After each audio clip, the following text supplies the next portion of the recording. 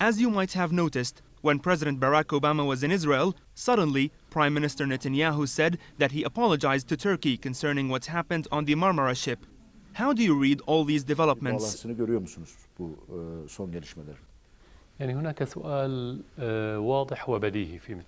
There is a clear and obvious question in such a situation. The same person, Israeli Prime Minister Netanyahu, was Prime Minister when the Marmara massacre took place 3 years ago. He is still Prime Minister today. Why didn't he apologize during these past years? What has changed? Erdogan is the same, Netanyahu is the same. What has changed is the situation in Syria.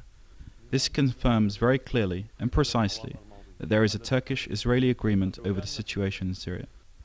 This also confirms that Erdogan is now in alliance with Israel in order to aggravate the situation in Syria.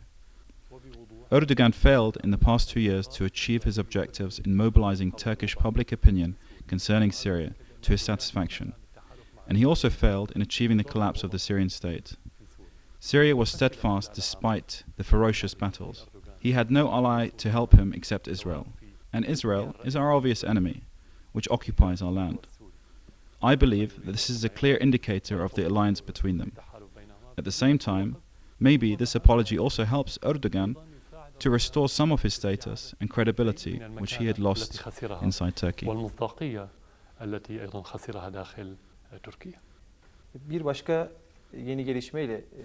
I want to pick up on something which happened in the recent past. There has been a meeting between Erdogan and Öcalan on March 21st. During that meeting, the two sides talked about the formation of a new Middle East consisting of Arabs, Assyrians, Kurds, and Turks. Have you followed these meetings and statements? What we have at the moment is the information available through the media. We have not received official details from any party as of yet. Since the initial steps taken in Turkey a few years ago to solve the Kurdish problem, our declared position has been to support any solution between the Turks and the Kurds, because we do not want to see more bloodshed in Turkey, which will no doubt have a negative impact on the region. Any genuine solution in this direction has our support, because the Kurdish people are a natural part of the fabric of the region. They are not guests or new immigrants. They have been living in these lands for centuries, for thousands of years. But the vision for the solution of the Turkish-Kurdish relations depends on the credibility of Erdogan. I do not trust this person. I doubt that he will fulfill his promises. All the steps he is taking are temporary measures aimed at winning him political support. Here, again, we ask the same question. Why didn't he take the same steps a few years ago? Again, this is related to the Syrian situation. But let's not prejudge the situation. Let's wait and see.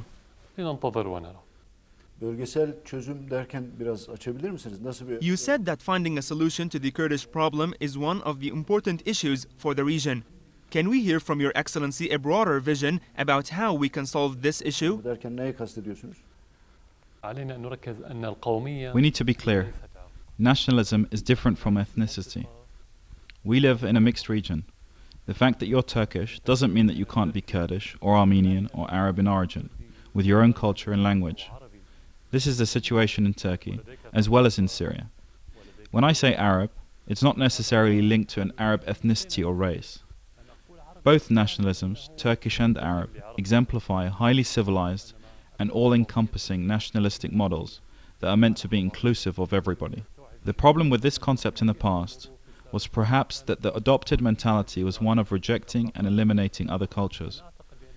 I believe that the most beautiful aspect of this region is its diversity, and the most dangerous aspect is for us not to see this diversity as enriching and empowering. When we regard it as a weakness, we invite foreign forces to play us against each other and create conflicts.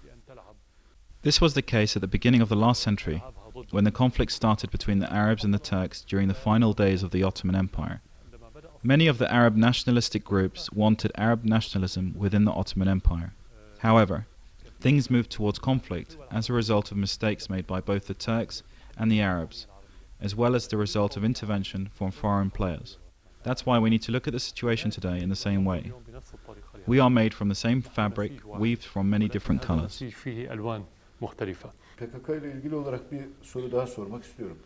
Mr. President, one of the most important issues being discussed currently in Turkey is the question of the PKK.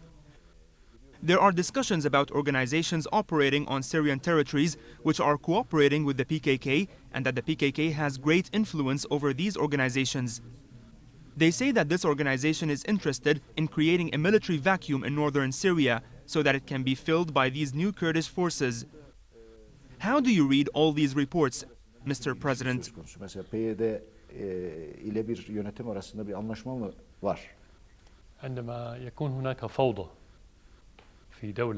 When there is chaos in any state, as is the case in Syria at the moment, certain groups are bound to appear in order to fill the vacuum created.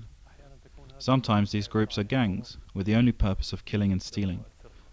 Sometimes these are political groups, and other times they might be parties with certain policies. There's no doubt that there are some groups which seek separation. They exist in Syria, Turkey, Iraq, and other places. But we cannot generalize this situation to include all Kurds based on the agenda of small groups. Most Kurds are patriotic people who want to live in Syria, so the emergence of certain cases should not lead us to generalize the situation, or even to assume that things are moving towards separation. Separation needs a certain environment, be it widespread public support or external factors, which is very different from the circumstances prevailing in Syria at the moment. I'm not concerned about this issue at the moment. في سوريا. أنا لست قلقا من هذه النقطة. Tam da bu noktada bir soru sormak istiyorum. Mart 2011'den. Mr. President, this is a very important issue. Since the beginning of the events in Syria, certain parties and research centers started to talk about a new project involving the separation of northern Syria, northern Iraq, and southeastern Turkey, and separating these regions from their central states. Do you think there is a danger of northern Syria separating from the central state? Oluşturacak bir devletçik riski görüyor musunuz? Taşıyor musunuz bu riski?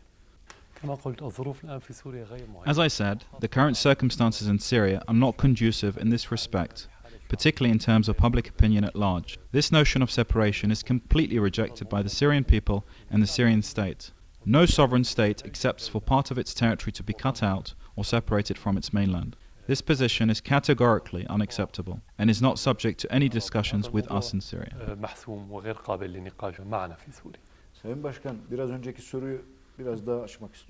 Based on our questions and your answers, there seems to be a clear plan put forward by Western countries in cooperation and coordination with some regional countries to create a greater Kurdistan by separating northern Iraq, western Iran, northern Syria, and southeastern Turkey. They seemed determined to achieve this goal. Are we moving in the direction of achieving this goal? I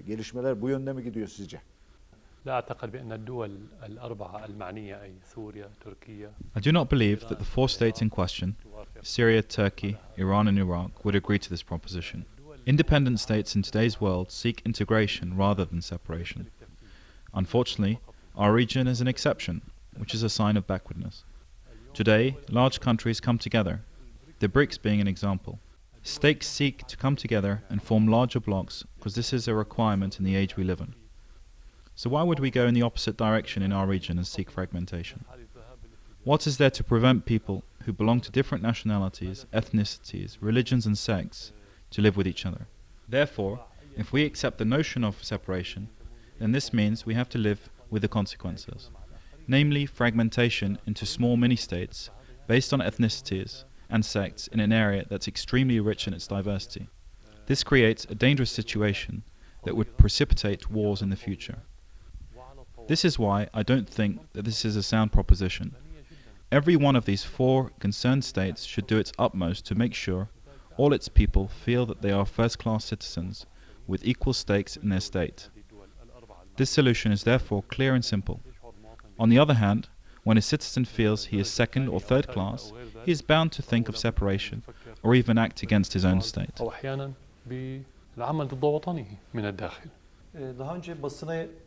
Mr. President, you used to have an interesting project. You talked about the political and economic unification of the 5 seas and the countries lying among these seas. How can we benefit from such a project? Can you please explain that to the Turkish audience? Bunun koşulları var mı? Nasıl hayata geçirilecek bu proje? This is what I meant when I said that in this age we need to unify. This doesn't mean becoming a single state in the same way that old states existed in the past, in large extended empires. Today we can unify through our interests at least.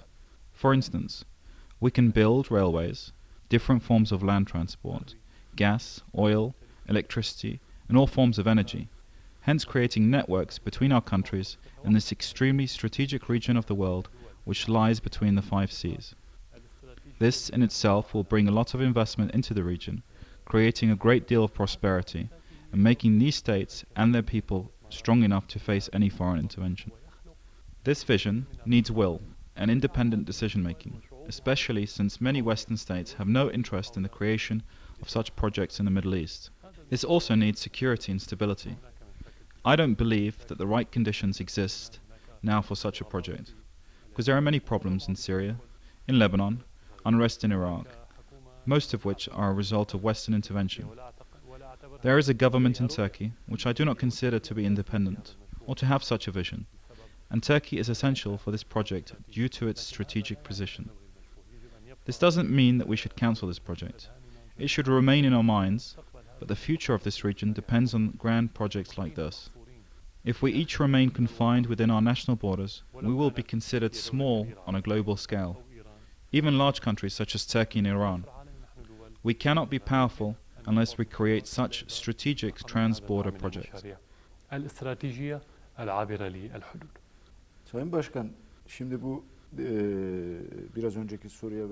Mr. President, based on your answer to my question, I want to move to another issue which is related to a sectarian war.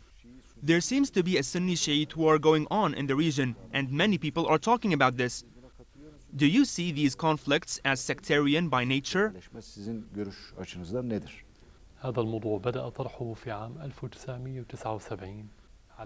This issue was first raised in 1979 on the backdrop of the Iranian Revolution, which removed one of America's most important allies in the region. The only solution was to portray that revolution as a Shiite revolution, and the other sects should oppose it. On those grounds, the Iraq War against Iran was invented and supported by some Gulf countries. A short while later, the Muslim Brotherhoods in Syria were used for the same objective, in order to create sectarian strife. They failed in the first and the second attempt. Now, 3 decades later, there's no other choice but to create sectarian strife within these countries. That's why they have raised this issue again, and the slogans chanted, particularly in the early days of the crisis, were sectarian in their substance.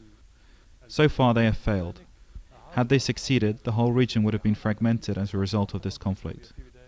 The positive aspect in all of this is the increasing public awareness against sectarian ideologies, despite the fact that there are some sectarian pockets which reflect an underlying ignorance, which is usually present in every society. I believe that the essence of the conflict now is not sectarian. The conflict is between forces and states seeking to take their people back into historic times, and between states wanting to take their peoples into a prosperous future. It's a conflict between those who want their homeland and their state to be independent from the West, and between those who seek to be satellites of Western powers only to achieve particular interests. At the same time, these forces are part of an international struggle of conflicting interests of which Turkey and Syria are a part. This struggle has been affected by different factors which might lead to the fragmentation of the region, enabling global powers to control our destiny and future.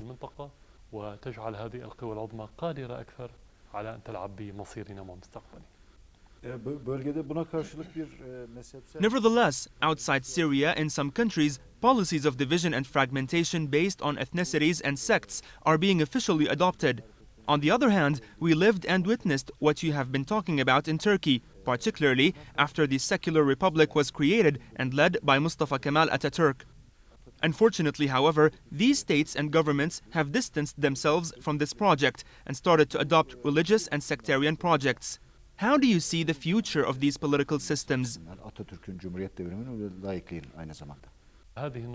These political systems and establishments which are seeking division and fragmentation are preparing for wars which might last for centuries rather than decades in our region, destroying everything, preventing development and prosperity, and taking us back to life in the Middle Ages. This is very dangerous. When I refer to secularism, I'm speaking about the freedom of religions and religious practices. Our region is primarily conservative. Most people are religious, and they should have the freedom to practice their religious rituals. We shouldn't think for a moment that there is a contradiction between ethnicities and religions. This is the essence of our thinking about secularism. This is why we should always aim to unify the people in our region. As I mentioned earlier, no matter what happens between the governments in Syria and Turkey, it should not affect the relations between the peoples of our countries, which constitutes the only guarantee for our unity as diverse and rich societies.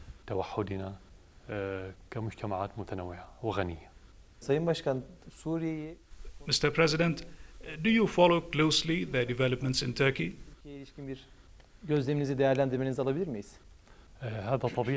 This is in keeping with the norm, because what happens within Turkey, as both a neighboring and large country with its strategic position, will reflect directly on what happens inside Syria. At the same time, there are so many similarities. The nature of the people, their emotions, and the makeup of the social fabric in Turkey are very similar to those in Syria. So again, what happens in Turkey will have an impact on Syria. That's why we believe that stability in Turkey is in our best interest, and vice versa. If you have turbulences, we will be affected. The challenge is how to convince the Turkish officials and the current government, particularly the Prime Minister, that the fire in Syria will burn in Turkey. Unfortunately, he doesn't see this reality.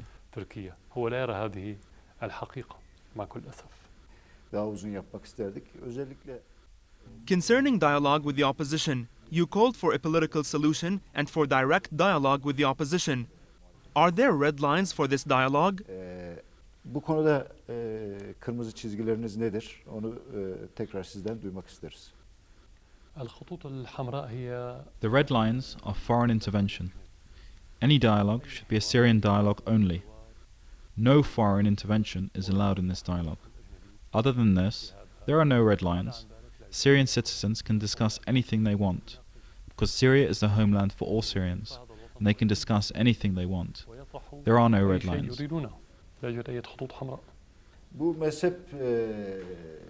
In the framework of a sectarian conflict, there are claims which appear on TV stations and some other media outlets to the effect that Syria is ruled by a dictatorial Alawite regime whose only objective is to eliminate the Sunnah. And even the assassination of Muhammad Said Ramadan al-Bouti comes within this effect. What is your response to such claims?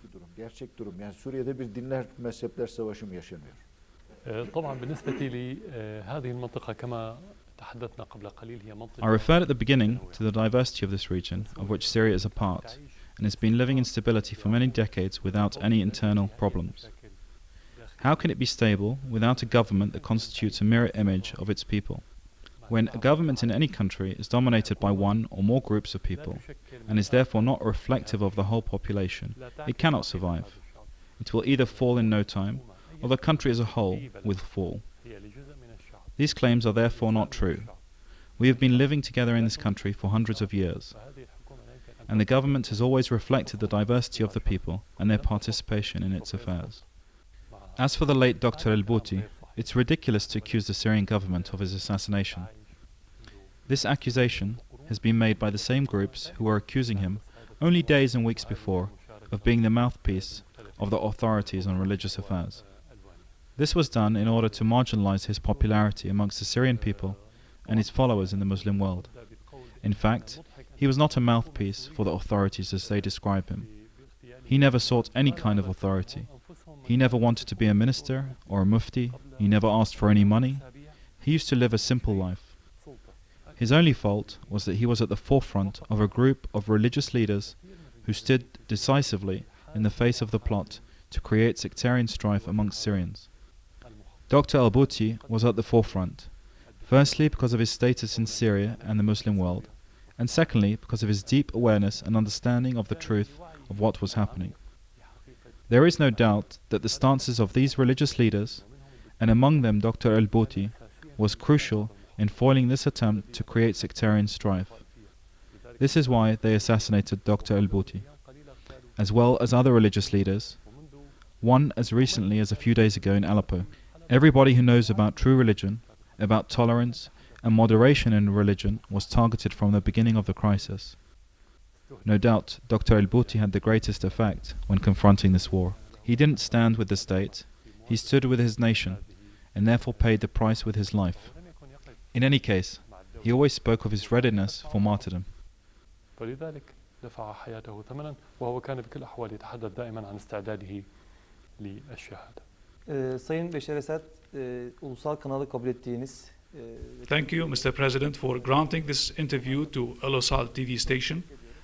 Finally, Mr. President, is there anything else you want to say to the Turkish people? نحن اليوم نمر في مرحلة مفصلية. نحن وأنتم والمنطقة لا أقصد سوريا. We are now at a crucial juncture in history. By this I mean Syria, Turkey and the whole region.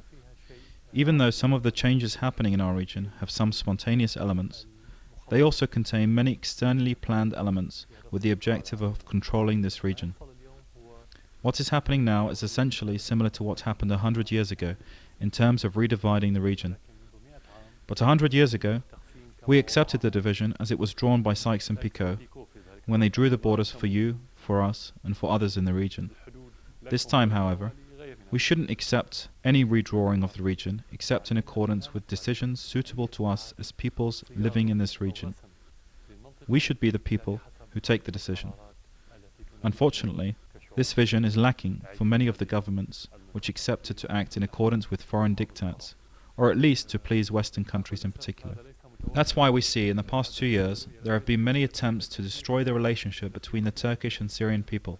I want to say that what we have started 12 years ago with President Bashar should continue under all circumstances.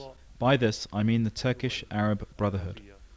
This cannot be achieved if Syrian-Turkish relations are not good, because along with Iraq, we are the closest Arab country to Turkey. So we should continue to move in this direction, and as I said, prosperity in any country will be reflected on the other.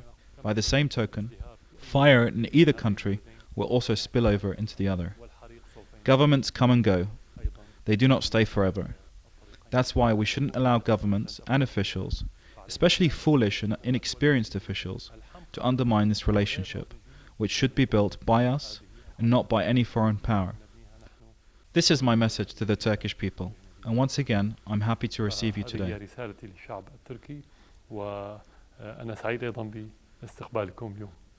Çok teşekkür ederiz. Teşekkürler Sayın Başkan. Thank you very much, Mr. President. Seyit Reis. Once again, thank you, and please convey my best wishes to the staff of To Ulusal TV and Aydinlik newspaper.